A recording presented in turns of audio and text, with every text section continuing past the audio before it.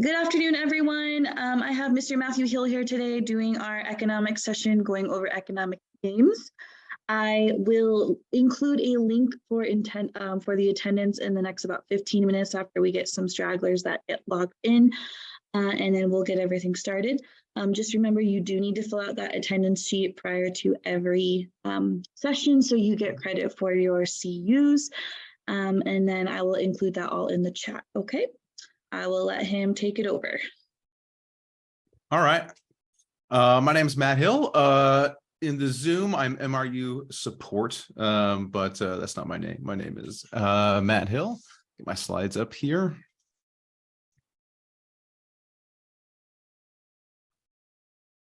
Okay. All right. And so I'm going to go over some interactives, and then I want to talk about sort of the top 5 games. These are games that you could play in class with your students, like econ games. There's some for micro, some for macro, and these are games that I compiled just over the years of teaching. Trying them out, trying a variety, because I don't know if you've ever looked, but there's tons of games and simulations that you can play. And what you'll learn is, if you're trying them out, a lot of them don't work. Like a lot of them kind of blow up in your face, when you're doing them. So these games were sourced, from myself and then from lots of teachers this summer, trying to figure out, okay, can we get some games that are simple to play, don't take up too much of the time, aren't like multi-day simulations, and generally work. So, occasionally you'll have something weird happen, but usually they work in terms of illustrating what you'd like to show. Okay, so just a bit about me. I am the curriculum designer at MRU.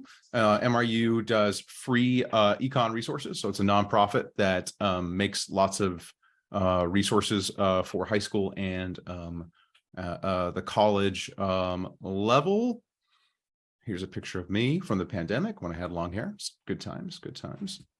And then this is my email. I'll put it in the chat towards the end if you have any questions about anything. So for interactives, before I get to the games, I wanted to show you the variety of interactives that we have at MRU, because the games will cover kind of in-class games where people get up, they walk around, they're talking to each other, those sorts of things.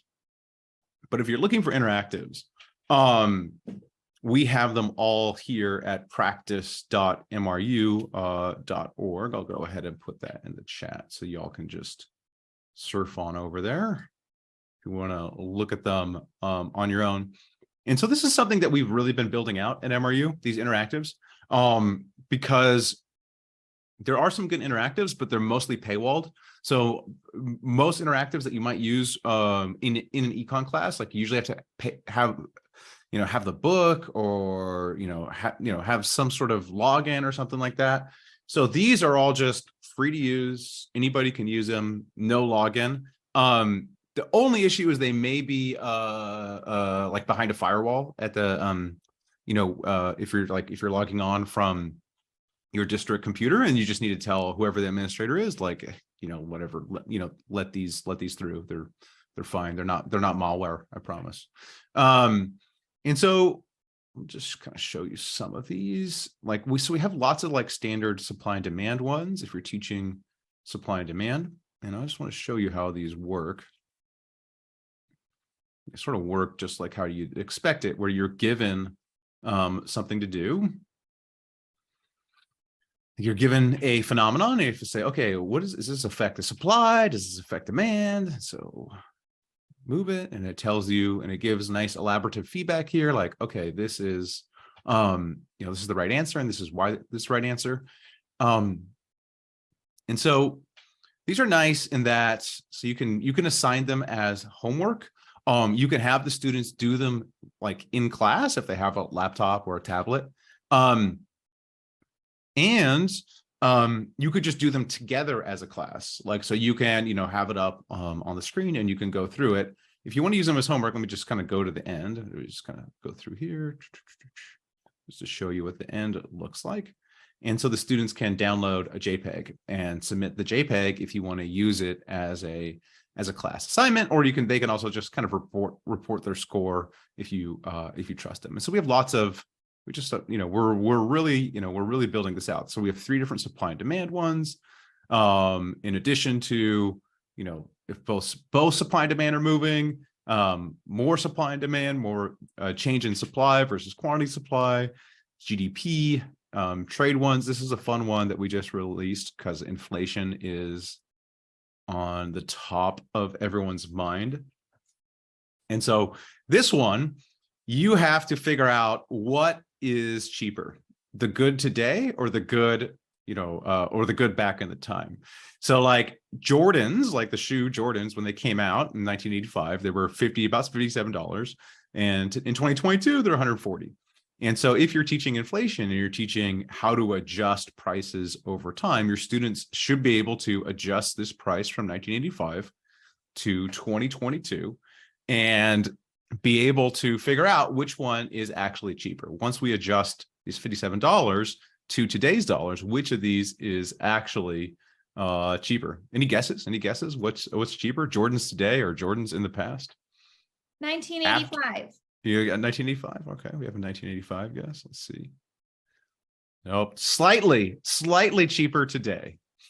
At least where I found them. There's a couple fun ones in here. So we have the Big Mac. I think the Big Mac is cheaper back in the day. I actually had to drive to the McDonald's to find the price of the Big Mac. Here is a Los Angeles house, and you can guess it was much cheaper back in the day. Trying to get to the TVs. TVs are way cheaper now after you adjust for inflation. It was actually really hard for me to find a price from back in the day, even before adjusting for inflation, that was actually lower than the present day prices. So TVs have really gone down in price after you adjust for inflation. Oh, the Ford Model T. This is another fun one. So the Ford Model T, from all the way back in 1909, when the Ford Model T came out, it was $850. And if you adjust for inflation, a Ford sedan in 2020 is actually cheaper than a Ford Model T, even though obviously it's much better. Legos, I forget which one's cheaper. I think this is cheaper. But this is a fun one. This is a real fun one. The Tooth Fairy. So there is a group of dentists that like keep track of how much the Tooth Fairy is giving kids. And so this is shocking to me. In 2022, the average price per tooth, like the average amount that parents gave their kid, was $5.36, which seems very high to me. So, like my kid, like he's lost 2 teeth. I think it was $5 for both. And we thought we were going, we only went that to $5 because we didn't have any like singles in the house when he lost his first tooth suddenly. So what's interesting, so this is an item that has really gone up in price, like from $1.60 in 2001 to 2002, like even after adjusting for inflation, this is way, way higher.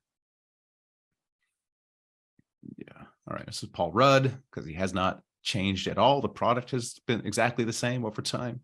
I forget which one's cheaper here, but anyways, you get a feel for the interactives. I'm trying to get back to the main site. There we go.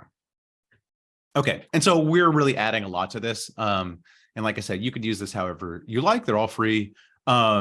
And there's no sign in, no login, no anything. You could just go to Practice MRU, and we will be adding. We probably add maybe 1 a month is our current rate. We just added this Tariff one this week, and so we're just trying to fill that gap of interactives.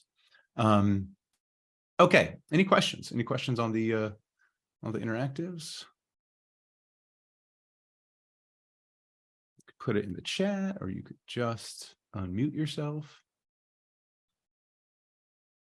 Okay. All right. So let me go to the games we have, or the games I want to cover today. The ones I've compiled. So I like to use games a lot in my classes when I can, just to, it's nice to break things up. I don't know, what your experience is, but my experience is, students' attention spans are shorter than ever. So it's like you have to combine a lot of activities, to keep them engaged. And so games are like perfect. And I do think games really stick with people too over time. So you'll see this first game we're going to play. I remember I was talking about this game with one of my colleagues, and I teach at the university level, and I was talking with one of my colleagues, and he said, "Oh yeah, I remember. I played that game, 10 years ago when I was in undergrad." And so it's like it does stick with them, and it helps show them how the concepts are relevant, increases understanding, and of course prompts discussion, which is sort of, these are like my goals in general whenever I'm doing an activity, whether it's a video or whether I'm bringing in some news, some like news article that we're going to talk about. So, this is my pitch, and I'm sure maybe I don't have to, pitch you on using games, but that's my pitch. Okay.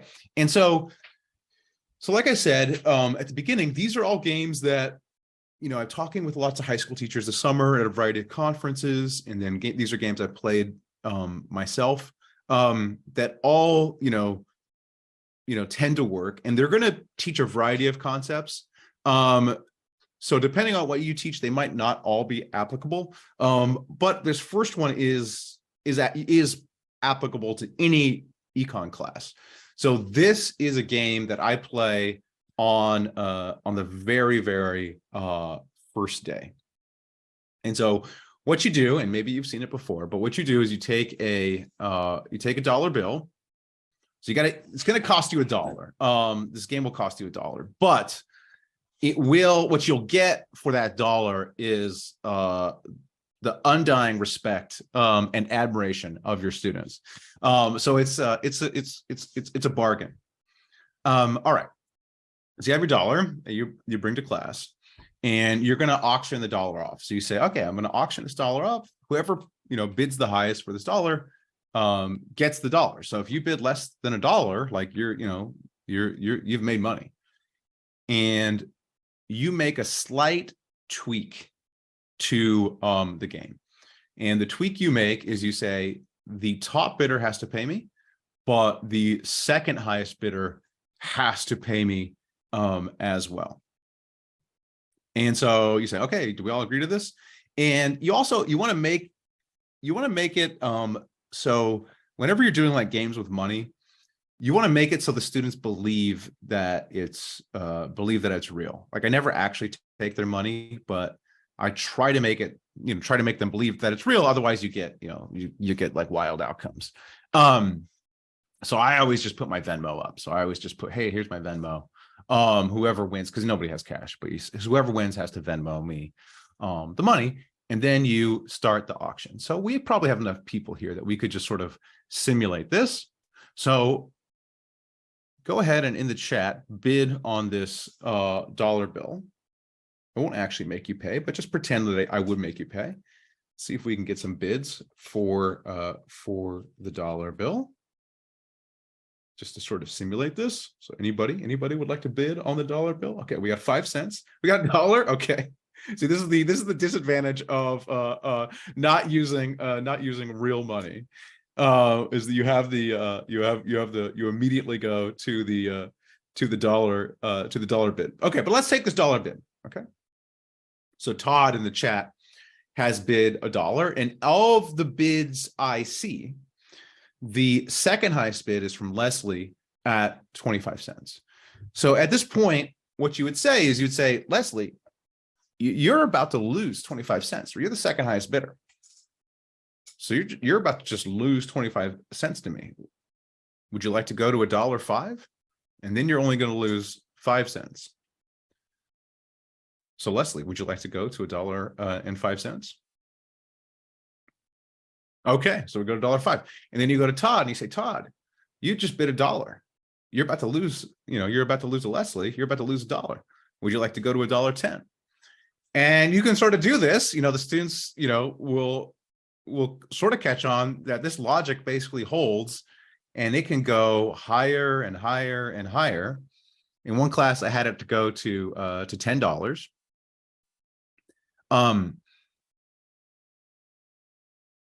I usually stop it at 2. So I usually, people will start going back, and depending on your students, you'll have students that are like kind of gung ho and like kind of want to get it no matter what. But I'll usually stop it at 2. The idea is just to illustrate that incentive structure at play, that the second highest bidder always wants to go above because they're just about to lose something, and essentially get nothing in return. So they're always better, bidding up. So you just stop the game at around $2. Usually what I do is say, okay, we'll call the game. And I always just whoever the highest bidder is, I give the dollar to the highest bidder. Unfortunately, this is virtual, so I can't. I mean, I guess I could Venmo you, but I think the transaction costs for would not make it worth it. But I actually recently did this on a Zoom, and the highest bidder was from Bulgaria, and he was like, "I want the dollar," so I have to mail a dollar to Bulgaria. So anyways, but what's fun, and then so I don't actually make the students pay because I'm not sure how legal that is. So I say, okay, I'm not going to actually make you pay. Don't worry, But it's kind of funny. I do put my Venmo up there, so students will randomly Venmo me after class. So this is a Venmo I got earlier when I taught this earlier this year. Just randomly, the student Henry paid me $2 and said fire class. I don't know if I'm in trouble, whatever. This is a bribe or something, but it was just kind of funny because after class I got this message on my phone. It was kind of a nice bonus from giving them the Venmo. Okay. And so what you're teaching with this game, and so I like to do this on the first day because essentially what I cover in the first day are the big ideas of economics: incentives, opportunity cost, sunk cost, those sorts of things. Like, here's some big ideas. Here's how economists think about the world. And so if you know the sunk cost fallacy, it's like the idea that don't throw good money after bad. Don't just keep doing something because you've invested in it. You have to look at what is your return going forward. And so this game, basically, once you start bidding, once you're in one of those top two bidders, it's a sunk cost fallacy. Like, your money's already gone. Like, this thing is just going to keep going. And so you should walk away. And then incentives, I always say, it's important to understand incentives, like for any institutions or policies, because that tells you what the outcome will be. And so, for instance, the incentives of this game, the way this game is set up, the way I set the incentives of this game up, I just sold $1 for more than $1. So this is why you should learn economics. You could sell dollars for more than $1. And by the way, I've never not sold $1 for more than $1. So I've never had it where I didn't get the bids over $1 every time I've done this. And I don't know, I've done this 10 times or something. So it's a nice way to basically, it's the first day of class, you're teaching these big ideas, and you end the class by selling $1 for more than $1. And you can be like, look, this is what, learning econ will do for you. And, it makes you look good. One student walks away $1 richer, everybody wins. Okay, questions? That's our first game.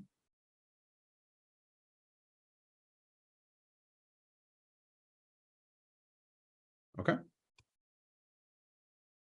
All right, move on to the next game. This is another really fun one. And there's lots of different versions of this game. So you may have heard of it as the brown bag trading game. We call it the paperclip game at MRU. And so there's a couple different versions of the game, but basically what you want is your students to have each of them need an item, a different item.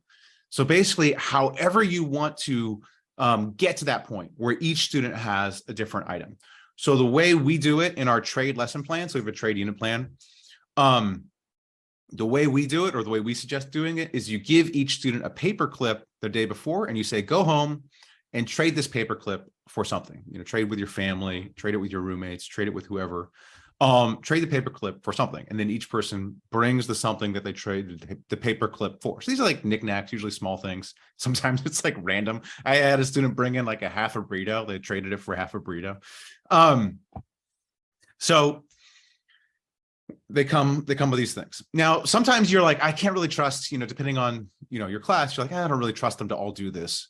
And so, a lot of teachers will sort of collect random items throughout the year in preparation for this game, and they'll keep them in a brown bag. That's why it's called the brown bag training game. And they'll kind of walk around, and each student kind of grabs an item out of the brown bag. Another version of this game is you can give each student a different candy bar. So you can do like 5 different types of candy bar and give each student a different candy bar. So you could do that. You could also just ask the students to bring some item they don't want anymore to class. So however you want to start the game, Your goal is to get have each student have sort of a different item. And then what you do is you have the students trade with each other. So you say, okay, you've all have a different item. See if you can find some trades, like walk around and see if you can make some trades. You can trade your item for somebody else's item. And you just sort of, let this play out. You can do it where they start like just trading in a small groups, and then you open up to the whole class, depending on, the size of the class. All right. And what always happens, or at least what's happened every time I've done it, is students are able to find trades. Like not every student is going to be able to trade, but students you're going to at least have, usually it's like over half the class can find a trade with another student. And of course, the reason for that is people have different preferences. People have different values for items. So if you're doing take the candy bar version of this game, like imagine these are our candy bars. We're all going to have different rankings. We're all going to have different preferences for which of these candy bars we like the best. In fact, let's just put it in the chat. Let's put our rankings of these candy bars in the chat. So let me type out my rankings. See what people's rankings are.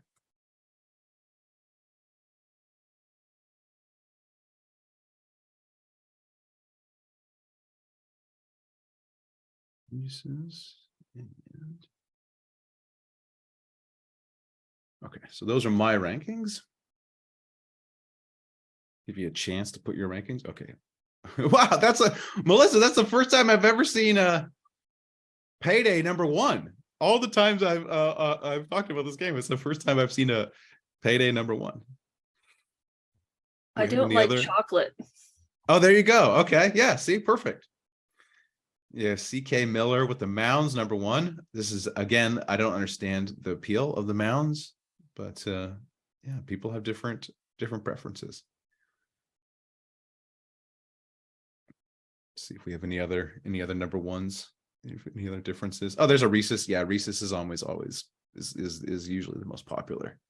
Okay, but you could see from just this list, it's like if I have a Mounds, I can easily trade it to CK for whatever.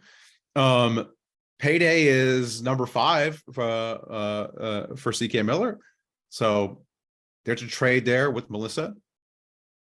And so yeah, we could have lots of trades with these just right here. If you're interested in the official American or whatever rankings of candy bars, this was a poll that was done by 538, just to see where your preference align with the broader populace. The Reese's are super popular. I don't think Mounds is on here. 100 grand. Yeah, I like Snickers the best. I don't know. Snickers and Twix are good for me. Okay. And so you compare this trading game with a worksheet. So this is the snapshot of the worksheet that we have that goes with this game. The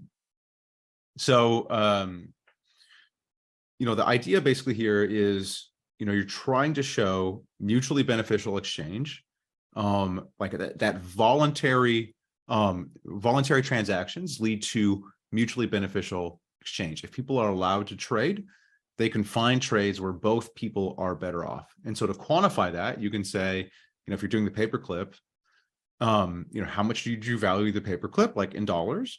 And then how much did you value the thing you got for the paperclip? And if you made the trade, the thing you got should be higher. And same thing for those trades in class, that if you made the trade, you must have valued the item higher than the thing you traded away, and vice versa for the other person. And so I always play this game where it's okay, everyone trades, you allow them to trade a couple rounds if they want. And then as a class, we get back together and say, okay, raise your hand if you have an item that you like better than you started. And, everyone who's traded, their hands should go up. And this is the magic of trade, is that we've taken the same amount of goods and we've just rearranged them and somehow made everyone at least better off, or at least nobody worse off, but some people better off. And so you're showing here consumer surplus. So you're showing the gains from the trade, and you're demonstrating mutually beneficial exchange, and you're sort of teaching sort of the fundamentals of a market economy where people are entering into mutually beneficial exchanges. The reason we do paper clips, or the reason we do paper clips, is this famous internet story of this guy. I forget his name, but he traded. I think this happened in like the mid 2000s, but he traded from a paper clip. He started with a red paper clip, and through a series of trades, he traded from that paper clip up to a house in Saskatchewan.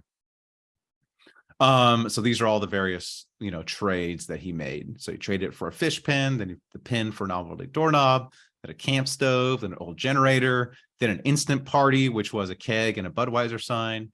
And then he traded for somebody's worst snowmobile. And so he just kept trading until he ended up with this house. And there's somebody on TikTok as well. I forget her name, but it's in our trade lesson plan. Demi, I think her name, Demi Skipper is her name. And she has been trading. She started with a bobby pin, and she's been trading that bobby pin, and she keeps trading it up. And so I like to do this game with the paperclip. They trade. We do the trade in class, and then I say, hey, throughout the semester, if you want to keep trading, let me know, what you get to. And I haven't had anybody, the best I had was like a chalice, basically, that like a nice, I don't think it was like real gold or anything, but like this fancy cup. But we had a student, a teacher is using our materials in College Station, Texas. And she said that she had a student who traded up to an Xbox from the class. So you get like fun stories like that. All right, so that's a trading game. Questions?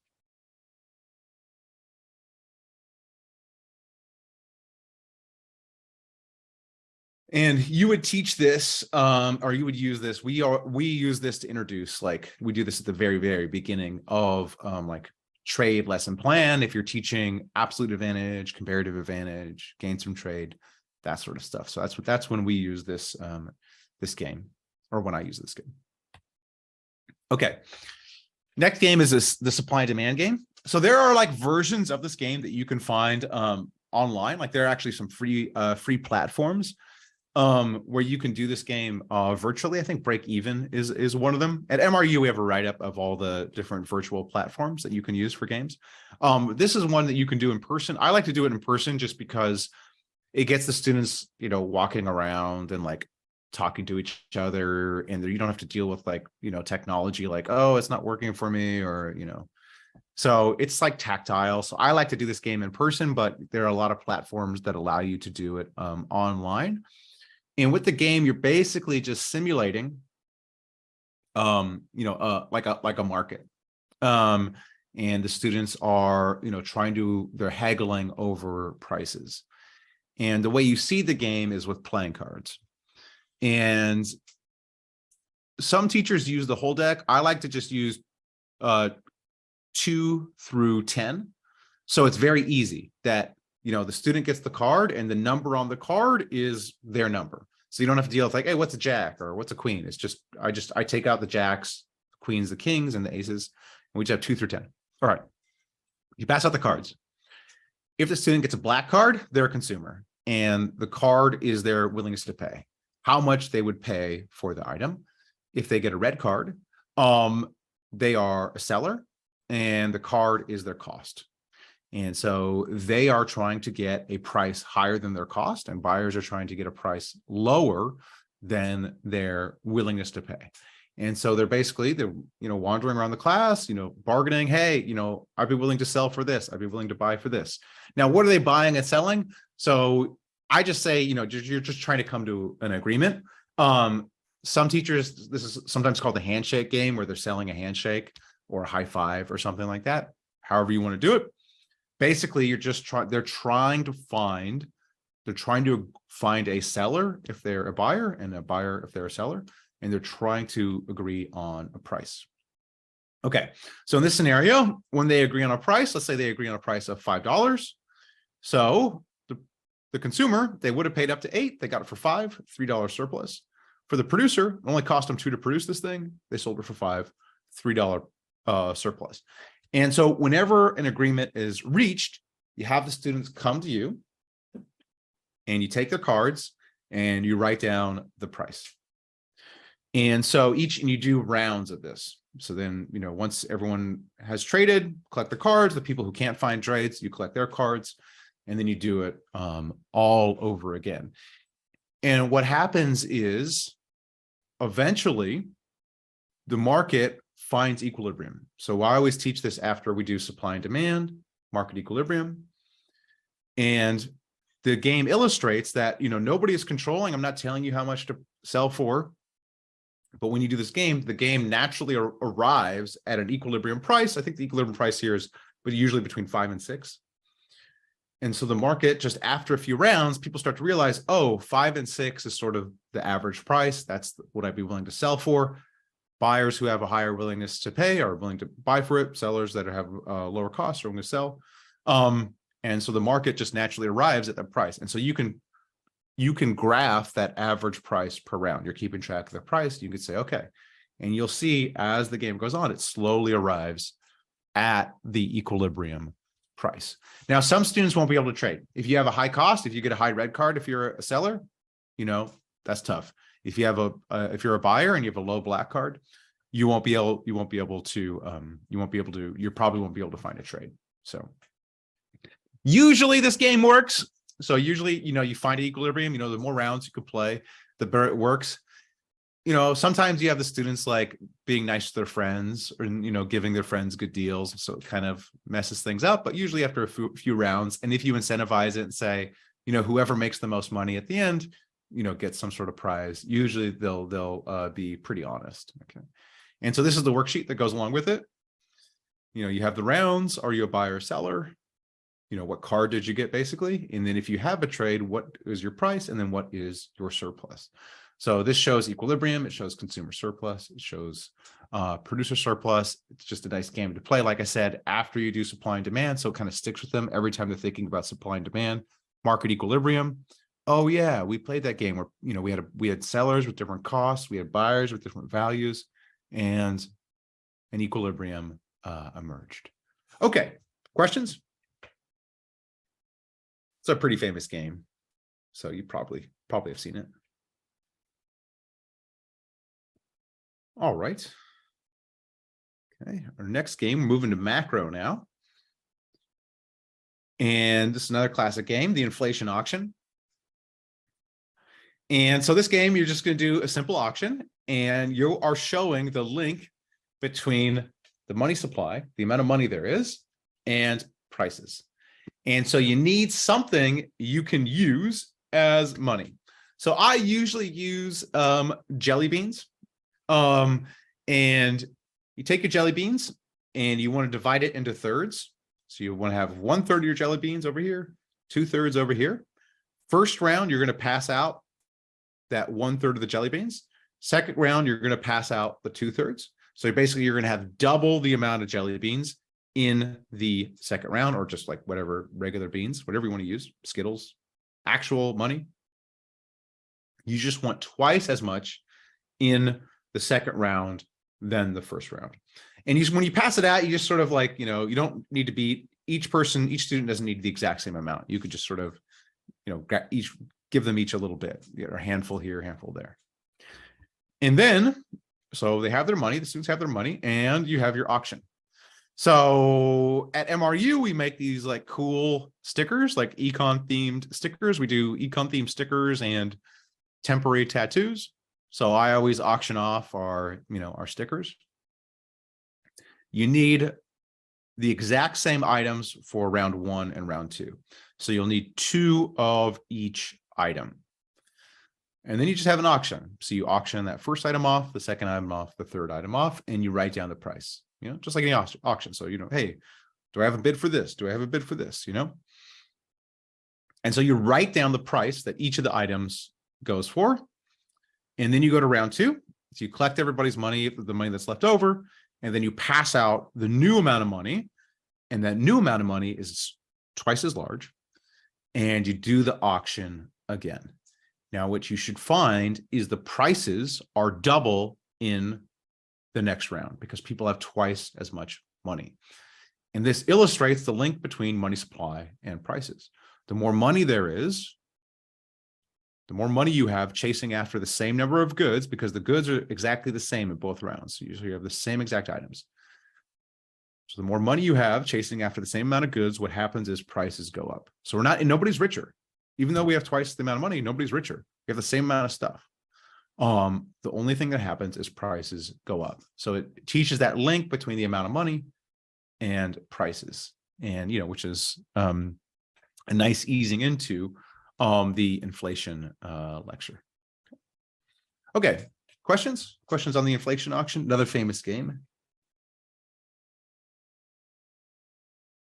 All right, okay.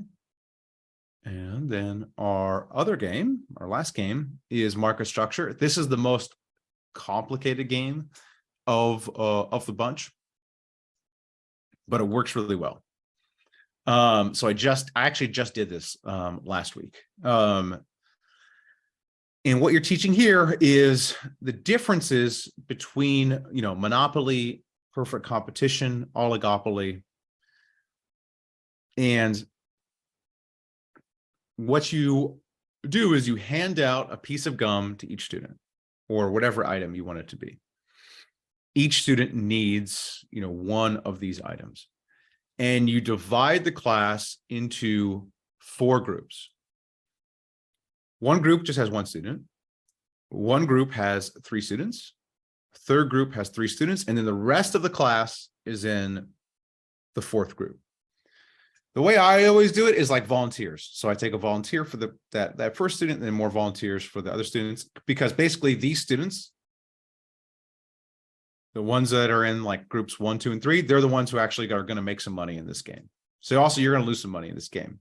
You'll lose up to $4. All right. And so what you say to them is you're going to buy a piece of gum. So they all have their gum. You say, I'm going to buy a piece of gum from each group. So I'm going to go to each group and I'm going to buy a piece of gum from that group. The most I'm willing to pay is $1. And I'm going to buy the gum from the student that gives me the lowest price. And so they'll write down the price they're willing to sell for on like a piece of paper. And so what happens is, that student that's just the one student, they always say, all right, I'll sell to you for $1. They're not bidding against anybody. So they're going to charge you the most they can charge you, which is $1. And then you have your 3 students. So let's go to our 3 students that are allowed to talk. That's going to have your next highest price. So those 3 students, you say, okay, you give them some time to deliberate. Those 3 students are allowed to talk to each other, and they can sort of coordinate. Usually what happens is they'll say, let's all do $1. And then maybe you have one student deviate and go below to get it. Or they may say, all right, let's all do $1 and we'll split it or something like that. But there is some collusion, and usually it ends up at a higher price. And then you have your 3 students that are not allowed to talk. So then you have 3 students who sort of know that they're bidding against each other. And so, you may have a student, go, a little lower, but usually you won't have a student go below 30 cents. So they're just trying to figure out what each other student's going to do. And they try to go a little bit lower. And then that group that has the rest of the class, which is, usually like 20 students or more, you can let them talk. And they can talk all they want. But what happens is you always have somebody in that group who goes really low. You always have usually a cent, maybe 5 cents. You have somebody in that group who just goes super low. And so what you're illustrating here is the different types of market structure. That one student is a monopoly. If there's a monopoly, you're going to get the highest price. If there's no competition, you're going to get the highest price. With your 3 students that are not allowed to talk, that's the oligopoly. And the 3 students that are allowed to talk, that's a colluding oligopoly. That's like where the firms collude with each other to keep prices high. And then that rest of the class, that's your perfect competition, where you have lots of different firms. And even if they can talk, even if they can try to collude, it breaks down and you get the lowest price. So again, it's just a nice way to teach, a very, very difficult subject, which is, the market structure, which is, one of the sort of the toughest things to teach, if you are teaching it. Okay, questions on that game? Okay. All right. So let me just show you where these all are. So we have a write up here. So they're all right here. Oops.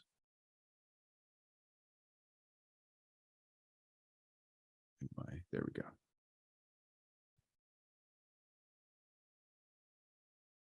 So at MRU, just show you at MRU, we have all these games written up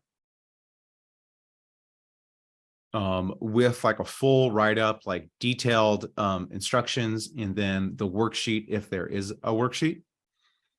And then we have other related content. So these are all the virtual games. So this is where we've reviewed all the different virtual platforms. And in general, at mru.org, our site, you can find all the high school resources here. So we have unit plans, lesson plans, interactive practice that I showed you, tests, and then various top fives. All the resources mapped to standard, and then of course we do lots of trainings, none in December, but we just did one this week. And so whatever you want to use, basically we have like I said, all these are free. Like our goal is just to make econ. We think econ super exciting and interesting, and we're trying to make it as painless as possible. Okay. So you can find them all here. As I mentioned, I'll put this in the chat.